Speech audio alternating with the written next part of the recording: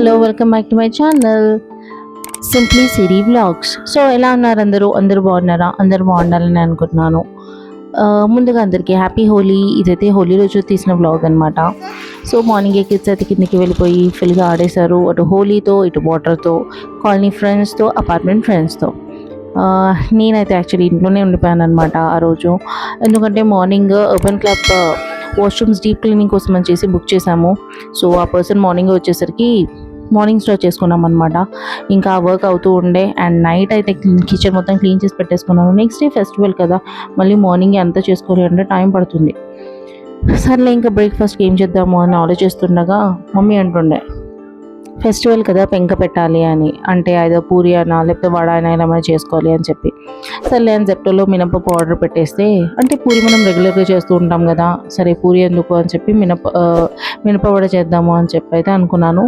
కాకపోతే మినప వడ చేయడానికి మినపప్పు లేకుండే.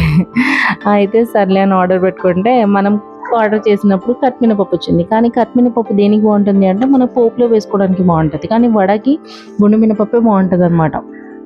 మంచిగా వస్తాయి వడ గుండు మినపప్పు యూజ్ చేస్తే. ఇంకా సర్లే అని చెప్పి మళ్ళీ గుండు మినపప్పు తెచ్చుకొని అది ఒక 2 hours సోప్ చేసేసి గ్రైండింగ్ అయితే చేసేసాను అనమాట, మిక్సీ పట్టేశాను. ఇంకా అప్పటికి ఓపెన్ క్లాప్ వాషింగ్ క్లీనింగ్ అంతా అయిపోయింది అనమాట. అయిపోయేసరికి ఆల్మోస్ట్ ఆఫ్టర్నూన్ అయిపోయింది. ఇంకా సర్లే అని చెప్పేసి అది క్లీనింగ్ అయిపోగానే క్విక్గా ఫ్రెష్ అయిపోయి దేవుడి దగ్గర పూజ చేసుకుని అయితే రెడీ అయిపోయాము.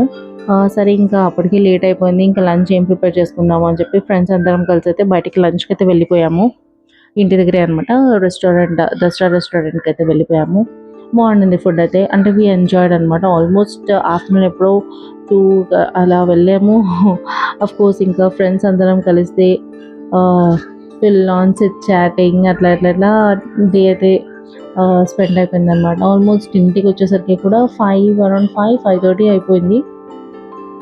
సో మొత్తానికి అయితే హాఫ్ డే అలా అయిపోయింది. ఇంకా నైట్ డిన్నర్కి ఏదైనా లైట్గా చేసుకుందాము అనుకున్నాను. సరే యాక్చువల్లీ మార్నింగ్ నేను మినపవడకి ఆల్రెడీ పప్పు అయితే మిక్సీ వేసి పెట్టేశాను కదా, ఫ్రిడ్జ్లో పెట్టేసి వెళ్ళిపోయామన్నమాట. ఇంకా నైట్కి సర్లే ఇప్పుడైనా చేద్దాము అని చెప్పి దానిలోకి అది కొంచెం ముందుగానే తీసి ఫ్రిడ్జ్లో నుంచి బయట పెట్టేసి కొంచెం ఒక రూమ్ టెంపరేచర్ వచ్చిన తర్వాత దాంట్లోకి కొద్దిగా జీలకర్ర, సాల్ట్ టేస్ట్కి తగ్గట్టు, అండ్ మిర్చీస్ అంటారా, నేనైతే ఇక్కడ ఆల్మోస్ట్ ఒక 5-6 మిర్చీస్ తీసుకున్నాను. 5-6 మిర్చీస్ మన స్పైసీనెస్ బట్టి అనమాట చిన్నగా కట్ చేసుకొని వేసుకోవాలి. అండ్ కొత్తిమీర కరివేపాకు కూడా మంచిగా చిన్నగా కట్ చేసుకొని వేసుకోవాలి. యాక్చువల్లీ మీరు కావాలంటే అది పేస్ట్లా కూడా చేసి వేసుకోవచ్చు, కానీ నాకు అలా వేస్తేనే, ఆ రాగా వేస్తేనే నచ్చుతుంది అనమాట. ఎందుకంటే మనము ఆయిల్లో ఫ్రై చేస్తాం కదా, ఫ్రై చేసినప్పుడు అవి చాలా క్రిస్పీగా అవుతాయి, చాలా మంచిగా అనిపిస్తుంటుంది అనమాట అలా తింటుంటే. ఆ కరివేపాకు అదంతా క్రంచీగా అనిపిస్తుంది. అందుకే మోస్ట్లీ నేను అలాగే ప్రిఫర్ చేస్తాను అనమాట.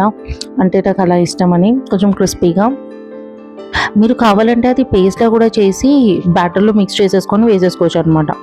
సో అది ఇంకా మన చాయిస్. అండ్ కావాలంటే మీరు కొద్దిగా జింజర్ కూడా యాడ్ చేసుకోవచ్చు, ఆనియన్స్ కూడా యాడ్ చేసుకోవచ్చు. కానీ నాకు ఎందుకో ఆనియన్ వేస్తే ఆయిల్ ఎక్కువ పట్టేసినట్టు అనిపిస్తుంది వడకి, అందుకే ప్రిఫర్ చేయను ఎక్కువ. నేను ఇక్కడ ఆనియన్ కట్ చేసింది అయితే కర్రీ చేయడానికి అనమాట. ఇంకా నైట్ లైట్గా డిన్నర్ ఏదైనా చేద్దాము అని చెప్పి రైస్ అయితే పెట్టేశాను. లీఫీ వెజిటబుల్స్ కర్రీ, అంటే పాలకు ఉండిందనమాట కొంచెం, ఆ పాలకు కూడా చేసేసుకుందాము అని చెప్పి ఇక్కడ పాలకూర అయితే చేసేస్తున్నాను. ఏది ఏమైనా అంటే నార్మల్గా మనకు లీఫీ వెజిటబుల్స్ కర్రీస్ ఏవి తిన్నా ఫిల్లింగ్గా అనిపిస్తాయి, కొంచెం లైట్గా అనిపిస్తాయి, అండ్ అఫ్ కోర్స్ హెల్తీ కూడా కదా, అందుకే అది ప్రిఫర్ చేస్తే మంచిగా అనిపించింది, అది అయితే బెటర్ అనిపించింది అనమాట. నేను పాలకూర ఎప్పుడు మంచిగా సాల్ట్ వేసి ఒక 2 times అన్నా వాష్ చేస్తాను అనమాట. ఆ మడ్ మామూలుగా వాళ్ళు కెమికల్స్ ఏదైనా వేసినా కొంచెం నీట్గా వాష్ చేసినట్టు ఉంటుంది అని చెప్పి. అండ్ నా రెసిపీస్ మోస్ట్లీ అయితే చాలా సింపుల్ అండ్ క్విక్గా రెసిపీస్ ఉంటాయన్నమాట. పాలకు కూడా అంతే, ఒక్కొక్కసారి నేను దాంట్లో పప్పు వేసి చేస్తున్నాను, ఒక్కొక్కసారి ఇలా ప్లెయిన్గా కూడా చేస్తుంటాను. అండ్ ఇక్కడైతే నాకు బ్యాటర్ అయితే రెడీ అయిపోయింది. అండ్ మార్నింగే నేను యాక్చువల్లీ పల్లీలు వేయించి పెట్టేసుకున్నాను అనమాట. నైట్ ఈజీ అంటే చట్నీకి ఈజీ అవుతుందని చెప్పి. సో పొట్టు తీసి అంతా రెడీ పెట్టుకునేసరికి నైట్ ఇంకా జస్ట్ మిక్సీ పట్టేసుకొని అటు చట్నీ కూడా రెడీ చేసి పెట్టేసుకున్నాను. నేను మోస్ట్లీ వడ అయితే ఇలా చేతితోనే వేసేస్తాను అనమాట. మధ్యలో చిన్నగా హోల్ పెట్టేసి ఆయిల్లోకి ఇలా మెల్లిగా వేసుకుంటే సరిపోతుంది. ఎంత క్రంచీగా ఎంత క్రిస్పీగా ఉన్నాయి తెలుసా అండి వడలు అయితే, చాలా అంటే చాలా టేస్టీ అయ్యాయి. అండ్ సాల్ట్ నేను మోస్ట్లీ మినిమలే ప్రిఫర్ చేస్తాను, ఎందుకంటే బ్యాటర్ కదండి, కొంచెం అటు ఇటు అయినా కూడా తక్కువ అయినా పర్లేదు, చట్నీ పెట్టేసుకొని తినేసేయచ్చు, కానీ ఎక్కువ అయితే మాత్రం చాలా కష్టం, అస్సలు తినలేము. అందుకే మోస్ట్లీ కొంచెం అలా మీడియంగా ఉండేలా చూసుకుంటాను అనమాట. సో మొత్తానికైతే ఇలా క్రంచీ క్రంచీ వడ అయితే రెడీ అయిపోయింది. అండ్ ఇలా గోల్డెన్ కలర్ వచ్చేలా చూసుకోవాలి వడ అయితే. నేను తక్కువ వడ ఒకటి చేసా, కానీ చిన్నప్పుడు మమ్మీ అయితే పూరి వడ స్వీట్ అన్నీ చేసేవాళ్ళు అనమాట. అసలు వాళ్ళ ఓపికకి మెచ్చుకోవాలని చెప్పాలి. అండ్ ఇంకా స్వీట్ అండ్ క్యూటెస్ట్ మెమరీస్ ఏంటంటే ఫ్రెండ్స్ అయినా కజిన్స్ అయినా అందరూ ఆడేసి ఇంటికి వచ్చేవాళ్ళు అనమాట. వాళ్ళు అలా వస్తున్నారు అని తెలియగానే నేను వాష్రూమ్లో దాక్కునేవాళ్ళు.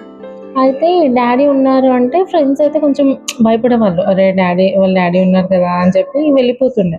కజిన్స్ అట్లా కాదు కదా, కొంచెం అలా అలా అలా తిరిగేసి మళ్ళీ వచ్చేవాళ్ళు.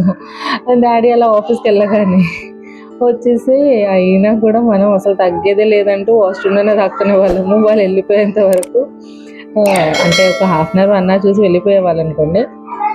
అలా వాళ్ళు వెళ్ళిపోగానే బయటకు వచ్చేస్తుంది. కానీ ఇంటర్లో అలా ఎస్కేప్ అవ్వడానికి లేకుండే.